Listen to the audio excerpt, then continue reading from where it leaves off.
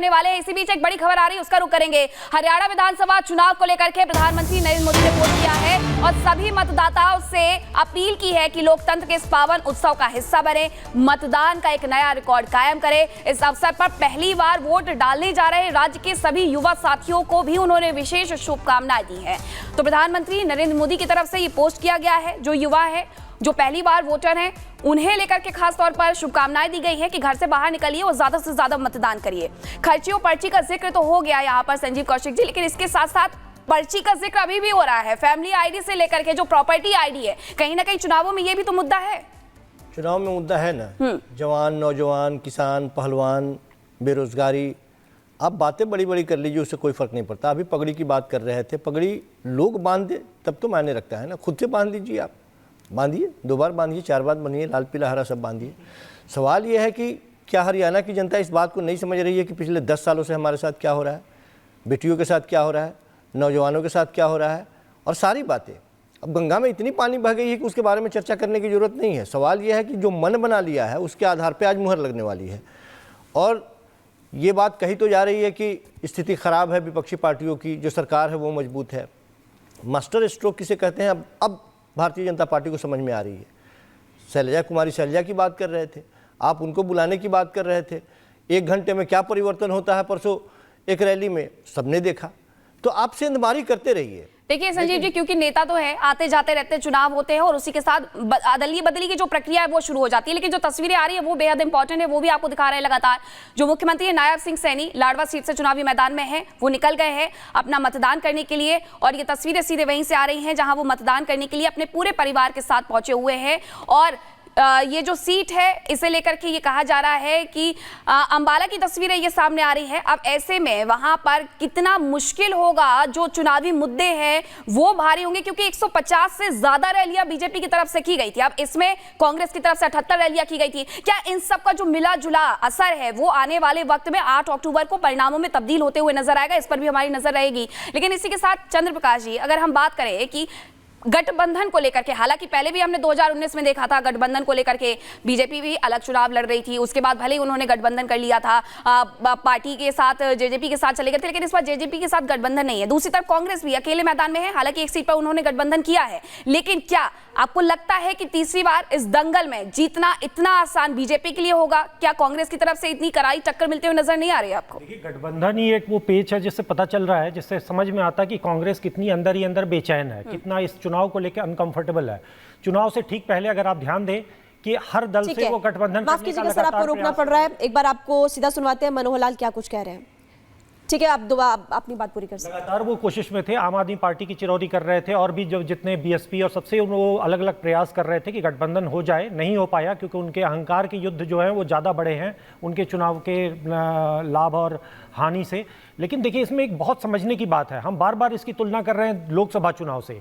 लोकसभा चुनाव में एक तरह का कंसोलिडेशन हुआ था क्योंकि आम आदमी पार्टी के साथ उनका एक गठबंधन भी था और एक तरह का एक एंटी इनकम्बेंसी की जो बार बार बात की जा रही है, एंटी इनकम्बेंसी भी कहीं ना कहीं होती ही है, किसी भी राजनीतिक व्यवस्था में होती है, 10 साल के बाद होती है। वो एंटी इनकम्बेंसी हरियाणा विधानसभा चुनाव में किस तरीके से रिफ्लेक्ट होगी, देखिए उसमें से कुछ एंटी इनकम्बेंसी का एक जो एक प्रेशर होता है वो निकल चुका है। आज लोग बहुत रियल मुद्दों पे बात कर रहे हैं हरियाणा में, वो दिखाई दे रहा है। जिस तरीके का राजनीतिक माहौल कांग्रेस की जो सबसे बड़ी शत्रु है वो उसका इतिहास है। कांग्रेस ने पिछले 2014 से पहले जिस तरीके का वहां पे राज किया, जिस तरीके से लोग उकता गए थे, जिस तरीके से एक 4 सीट वाली पार्टी बीजेपी सत्ता में आ गई 47 सीट जीतकर और सबसे बड़ी पार्टी बन गई और लगातार 10 साल से उसके पीछे बड़ा योगदान कांग्रेस के उस जिसमें दलितों पर अत्याचार हुआ, गोहाना, जींद और मिर्चपुर जैसे नाम हम आज तक भूले नहीं हैं। तो वहां के लोग भूल गए हों, शैलजा कुमारी शैलजा जी के साथ जो हो रहा है वो लोग भूल जाएं या ना देखें, ऐसा हो नहीं सकता। इसके साथ साथ कांग्रेस भी तो ये मुद्दा बनाएगी मिर्चपुर से लेकर के गोहाना कांड तक का। आपके पास मैं लौटूंगी, लेकिन हमारे साथ युवराज पोखरना भी जुड़ गए हैं। युवराज, आम आदमी पार्टी भी तो बड़ा फैक्टर हो सकती है ना? भले ही उनके 2 उम्मीदवार छोड़कर के मैदान चले गए हैं, लेकिन 88 सीटों पर वो भी खड़े हुए हैं। सीटें ना जीते लेकिन वोट काटते हुए भले ही बड़े तौर पर वो नजर आने वाले हैं इस बार। मीनाक्षी, आम आदमी पार्टी को ईश्वर ने एक वरदान दिया है कि उनकी हैसियत या ग्राउंड स्टैंडिंग हो, उससे ज्यादा वो परसेप्शन क्रिएट करते हैं। यदि आप देखें मध्य प्रदेश, राजस्थान, छत्तीसगढ़ के चुनाव, तो 205 सीटों पे आम आदमी पार्टी लड़ी थी लेकिन 203 पे उनकी जमानत जब्त हो गई। तो आम आदमी पार्टी की बात तो क्या ही कहे, लेकिन एक हास्यास्पद बात इसमें यह है कि अपने आप को तथाकथित देश का अर्थात इंडिया अलायंस कहने वाला, उसका चाल चरित्र हरियाणा में देखने मिल जाएगा। हुड्डा साहब अपने परिवार के लिए, अपने लिए लड़ रहे हैं, इंडिया अलायंस के नाम पे कांग्रेस अकेली लड़ रही है, लेकिन आईएनएलडी बीएसपी से अलायंस कर रही है, जो कि कहा जाता है नेशनली बीजेपी के अपोज में। उसी तरह जेजेपी आजाद साहब की पार्टी एएसपी से अलायंस कर रही है, लेकिन नेशनली इंडी का भाग कही जाती है। समाजवादी पार्टी अलग लड़ रही है, आम आदमी पार्टी अलग लड़ रही है, तो कम्युनिस्ट पार्टी मार्क्सिस्ट अलग लड़ रही है। तो ये सब छोटी छोटी पार्टियां न जाने क्यों वोट कटुओं का काम कर रही है। या तो इनकी कांग्रेस से बन नहीं रही, कांग्रेस का ईगो बहुत ज्यादा हो गया है, जो भी है मुझे लगता है कहीं ना कहीं बीजेपी के हित में ये फेवर जाने वाले हैं सारे। जी ठीक है, बीजेपी के चित में फेवर जाने वाला है, ये फिलहाल ये कह रहे हैं। लेकिन आप बताइए, किसान आंदोलन हुआ, कहीं ना कहीं किसान नाराज है, ऐसा कांग्रेस पार्टी और विपक्ष का दावा है, और दूसरा 10 साल की सरकार आपने चलाई। लेकिन दूसरा सवाल ये भी खड़ा होता है यहाँ पर कि एंटी इनकम्बेंसी बहुत ज्यादा है, तो किस बिहार पर आप ये कह रहे हैं कि सरकार दोबारा से बीजेपी की बन जाएगी वहां पर? देखिए महिमा, देखिए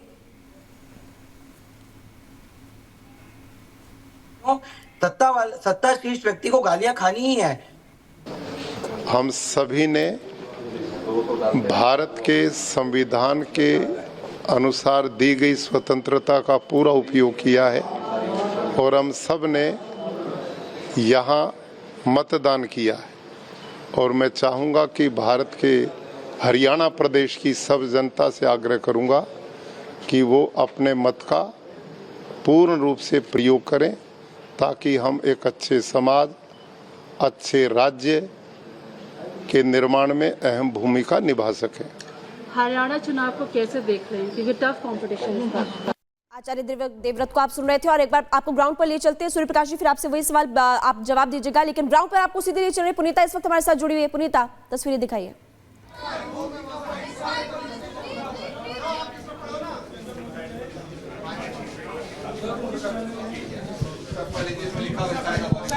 तो देखिए, हम इस वक्त मौजूद है उस मतदान केंद्र पर जहां पर CM Nayab Saini vote cast करने के लिए पहुंच चुके हैं। अपनी पत्नी के संग वो अंदर पहुंचे हैं वोट डालने के लिए। थोड़ी देर में बाहर निकलेंगे, उनसे बातचीत करेंगे, लेकिन उससे पहले देखिए वो मंदिर गए और इसके बाद गुरुद्वारा में जाकर उन्हें माथा टेका और भगवान से आशीर्वाद लेने के बाद अब वो मतदान केंद्र पहुंच चुके हैं और अंदर जो है वोट कास्ट कर रहे हैं। देखिए, एक बड़ी चुनौती इस वक्त सीएम नायब सैनी के सामने थी, क्योंकि लोकसभा चुनाव से ठीक पहले उन्हें सत्ता में काबिज किया गया और इसके बाद वो लगातार देखिए चुनाव प्रचार में डटे रहे और पूरी कोशिश की गई कि कैसे जनता को अपने पक्ष में किया जाए। लेकिन क्या इन तमाम जिस तरीके से उन्होंने ताकत झोंकी है, क्या उसमें सफल रह पाए, इसका इंतजार 8 अक्टूबर तक करना होगा। लेकिन उससे पहले, क्योंकि चेहरे पर एक मुस्कुराहट जो सीएम नायब सैनी को लेकर देखने को मिली है, उससे लग रहा है कि वो जीत को लेकर काफी आश्वस्त है। लेकिन जनता